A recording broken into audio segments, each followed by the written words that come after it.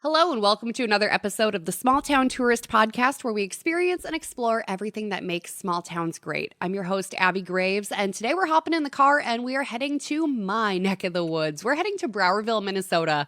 I'm originally from Long Prairie, but the place that we're going to is about the halfway point between Long Prairie and Broweville on Highway 71. We're going to hang out with Erin May. She is the owner-operator, along with her family, of Wholesome Living Acres.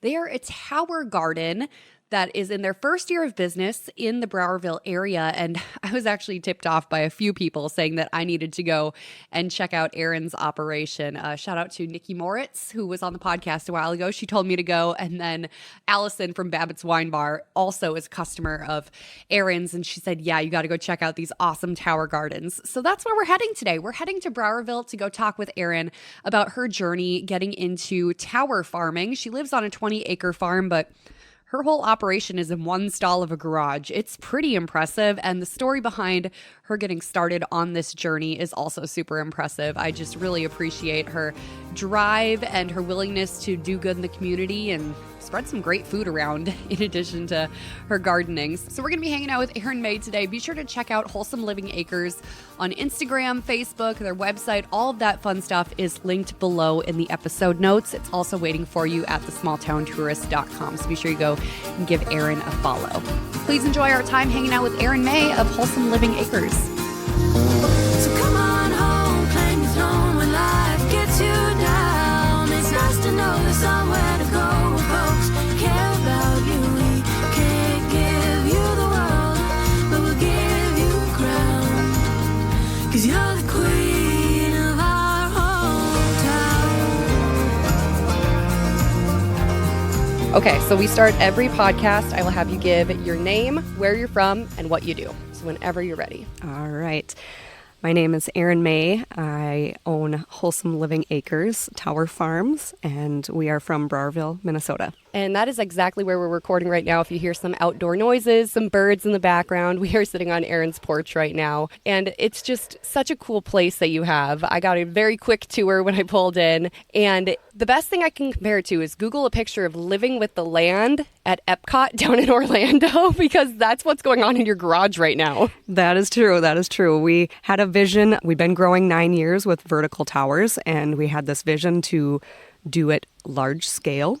And it took some convincing from my husband, but this year was kind of what the step that we took forward, and everything lined up, and we started. So for people who are unfamiliar with what a vertical tower, vertical growing situation is, how would you explain that in very layman terms? So we grow vertically, fresh grains and herbs vertically in an aeroponic growing system. So it's called a tower garden. There is options where people can grow residentially in their homes as well. The vertical allows us the space and the less water, and we're soilless, so we don't have to do any weeding. So it's very simple, and it's the one way that I've been able to grow. That's why I've kind of grasped onto it. That's insane that there's no soil involved. Yep.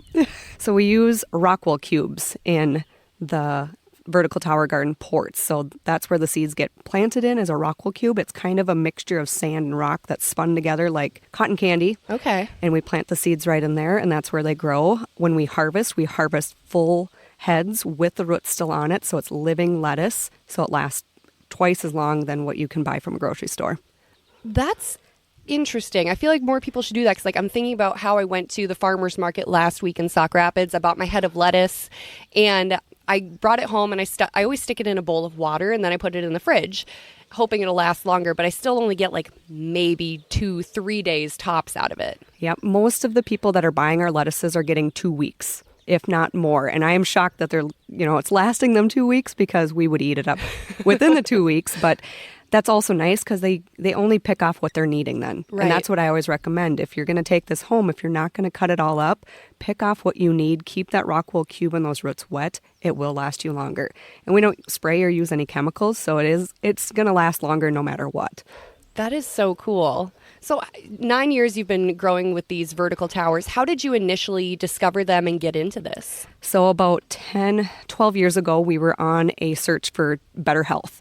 better health, better nutrition. We got introduced to the Juice Plus company. They are also the company that started Tower Gardens. The creator of the Tower Gardens is Tim Blank, and he is the one who was the creator of the Tower Gardens, but one that worked at Epcot. So it kind of stemmed from there. And everything that is down there, he turned into something residential. He's from the Midwest, so he No knew... way, really? Yep, he knew that in our Midwest area that we can't grow year-round. And this is a great, easy way for us to be able to grow year-round. Yeah, no kidding. I mean, you took an entire stall of your garage and turned it into a year-round garden. That's so cool. Yes. That was the convincing part, that we had to take away a stall of our garage from my husband. So in order to do that... Worth it, though. So worth it. So worth it. So worth it. So on this kind of health journey, was it like inspired by anything other than just kind of looking in the mirror and going, we need to be healthier as a family? Is there anything that kind of really kickstarted that? I would say because we had young kids, they were constantly sick, and we wanted to do something better.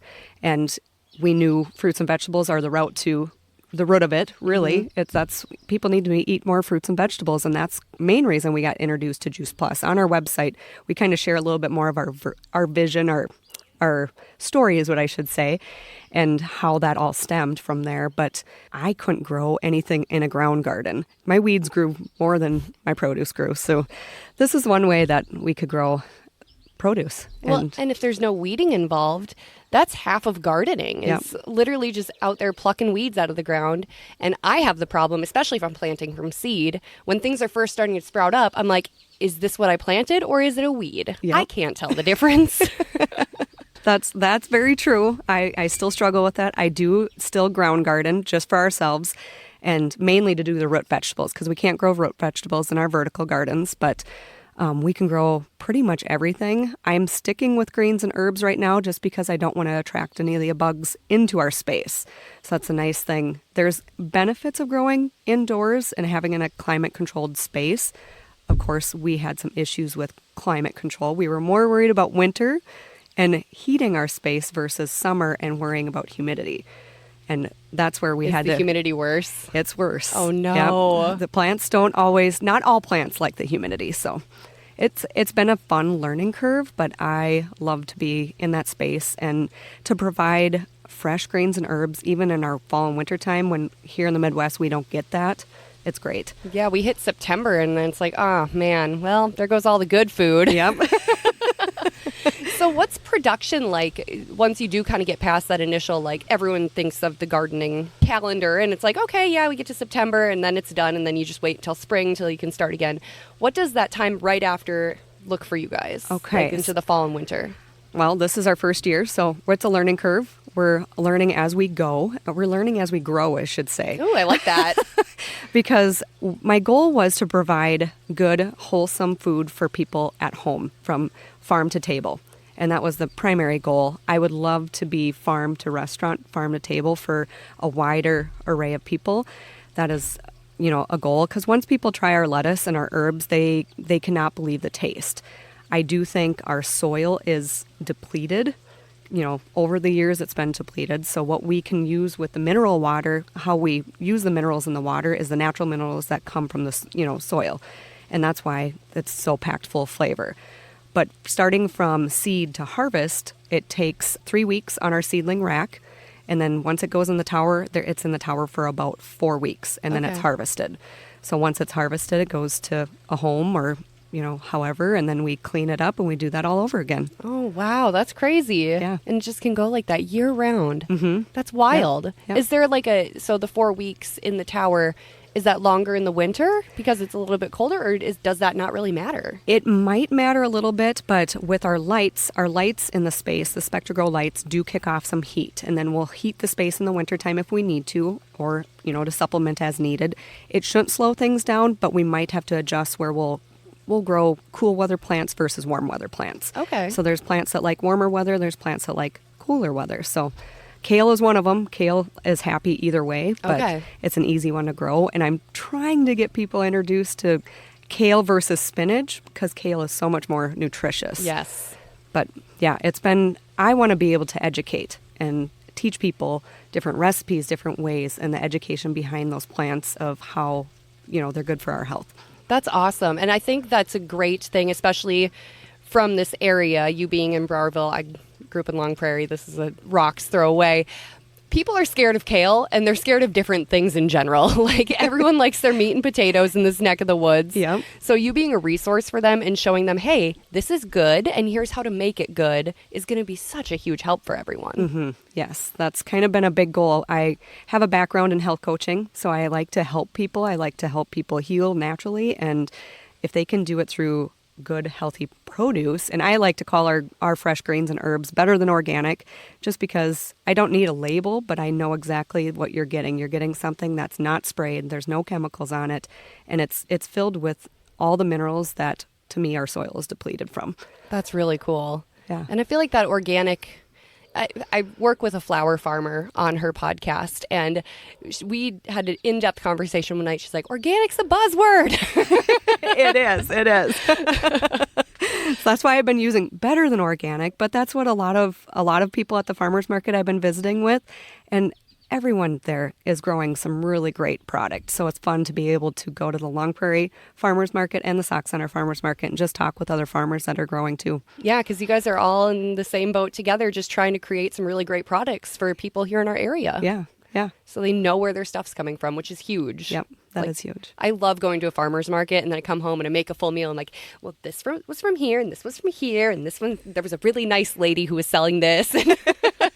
That's so true. So let's talk a little bit about your background in health coaching. Mm-hmm. How'd you get started with that? That was kind of the whole vision behind that was when I had my first son. I gained 70 pounds when that pregnancy happened, had my second daughter, and I ended up with gestational diabetes. Oh my gosh. The doctors said, okay, you're on insulin, you're pricking your finger 6 times a day. And then we went to have our third, and we've actually had 2 miscarriages in between our middle and our youngest. And it hit me that, healthcare is healthcare, but I wasn't getting the help or the resources I needed, so I needed to do my own research. So I became my own health advocate, and by becoming a health coach, I taught myself to kick diabetes, gestational diabetes. And my third pregnancy with my youngest, I did not have gestational diabetes. It was my healthiest pregnancy, labor and delivery all the way through, and it was night and day difference. And he is my healthiest one, too. He's 6 and has hardly ever been sick. Oh my gosh. So just by changing our diet, what we're eating, just knowing more on nutrition and becoming that health coach and becoming the health advocate that, I wanted to be for myself, just helped walk me through and navigate through different changes that we needed to make.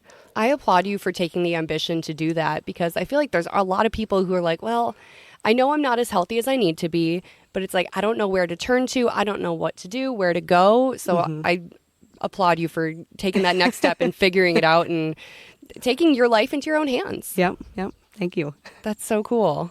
I want to know how you guys got the name. I can kind of envision, yes, everything is super wholesome, but I want to know if there's any more meaning behind that. Yeah. So 3 years ago, kind of right before our COVID pandemic hit, is kind of when my eyes were opened and we started homeschooling. So I'm homeschooling my 3 kids.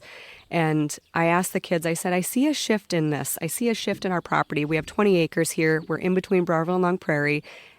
I call it our oasis because it's just gorgeous being out here. It's peaceful. And I said, I see a shift in some way where we need more of a tagline or a name on Instagram, like a handle. And I saw it going somewhere then where I envisioned the Tower Farm then. And I asked my kids, what is a good name that we could come up with? And we wrote down 3 different options. I don't even remember the other 2 now, but Wholesome Living Acres is what really stuck out. It's something that later in our future, it'd be fun to provide other things like planting apple trees to plum trees, different things that we can provide. My husband does maple syrup, so that's something that he's been doing each year. And my son raises chickens and ducks and eggs. So it's great to have just that wholesomeness, that Wholesome Living Acres behind our little 20-acre farm. You don't need a big farm, especially when you're growing vertically, but yeah, that really, it doesn't take up a huge footprint. No, it doesn't. And I envision it getting bigger eventually. Eventually, I would love to see 100 towers would be a goal. Ooh. But that is larger scale than what we are. So that is a goal that we have. And the family was a big part of it. The kids were a big part of just finding that name for us and that fit. Do they help out with the vertical gardening part of it, or is that more of a let mom handle that? Well, I actually like my peace and quiet out there, but I do get their help. So I have a 14, a 13, and a 6-year-old, and they each help in their own ways. They've been a big help at the farmers market, so they've been just kind of stepping in. I actually leave in a few weeks to go on a mission trip to Alaska. Oh my So they are gosh. going to take over for those 4 times that I won't be here for, to help them out. So they've been learning the how to do everything, and hopefully they can take over and take it in their place then. Well, what a good life lesson too, especially with you homeschooling them. Like, it's real hands-on life skills that they honestly aren't getting anywhere else these days. Schools don't teach that kind of stuff. So it's great that you're providing them that opportunity. Yep. It's just a learning curve that they, I wish I would have learned that in high school, because it's just, when you go out in the world, it's great to have all those skills. Yeah. I mean, I wish there would be like some sort of like gardening class that I could have took. That would have helped me immensely. I have a hard time keeping my cactus plants alive. Some days they're looking pretty sad. That's amazing. So what kind of mission trip are you doing? So we are going to Willow, Alaska with our church, River of Life in Long Prairie, and it is a mission trip to go to True North Church up there, and they're actually in the process of building cabins. And it's really cool because we might be able to finish cabins for them and do construction, or also do a VBS with kids. Oh, fun. So they're smaller villages up there, and it's a newer church from what I am aware of. But yeah, I'm excited to just go up there and help wherever we can. We have a youth group in Long Prairie at the River Life Church, and it's great to be able to go help other kids too. What a wonderful opportunity for people to get out, see a different part of the world. And it's not a vacation, but it's going and seeing something else and being of service to another person, which is really, really cool. Yep. And serving and helping others. Yeah. And you think of Alaska, and it's not huge communities, so I'm sure they can take all the help that they can get on those cabins that they're building. That's amazing. Do you know how many people are heading up there for that? 7 of us. So there's good. a team of 7. Yep. That's going to be awesome. Good for you guys. Thank you. And Alaska this time of year is when I would want to go too, because any other time it might be a little too cold and snowy. That is true. So it's great. So you said vision for the future is like 100 tower plants? Yep. So 100 towers. So one tower allows us to grow 44 plants because we're 11 tiers high. I do have a high density tower that allows us to grow 164 plants. It's considered more microgreens, but I've been growing a green called sorrel. It's kind of a lemony, it's citrus. It's a great green to add into salads. It just gives that fresh pop of flavor. So it's awesome. I might have to send some home with you. I will not turn it down. So it's a way that as we get out there and get our name out there more, then we can see expansion happening. But I know in the fall and winter time, that's probably when I'll be everyone's best friend. Oh, yeah. Thanksgiving's going to come around and everyone's going to be like, I need some fresh lettuce for a salad. Yep. That's awesome. So what's your plan for like selling? Because I know you're doing farmers markets now, but once farmers markets end, how do you plan to get your product to people? So we right now have a Wholesome texting club is what I started. And it's a program where they can text me. They can text join to our Wholesome texting club. And that's just weekly updates of where we'll be, what we have available, because they can come right to our farm. So Thursdays is kind of my open farm afternoon I do. And then Friday we are at Long Prairie Farmers Market. Saturday is Sauk Center Farmers Market. And then throughout the week, people can reach me and by appointment. I will start drops. So in the fall and winter time, I'll do a drop in Broweville, Long Prairie, and Sauk Center.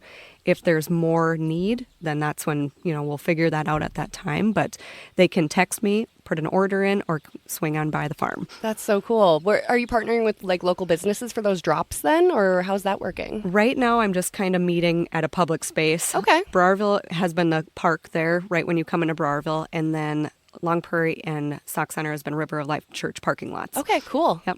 That's so convenient. Yeah. I love that you're bringing fresh produce to this area. Yep. Because, we get it 3 months out of the year, but the fact that you're going to be providing it year round, I think it's so needed. Yes. Yep. It is. Because it's honestly kind of a food desert out here.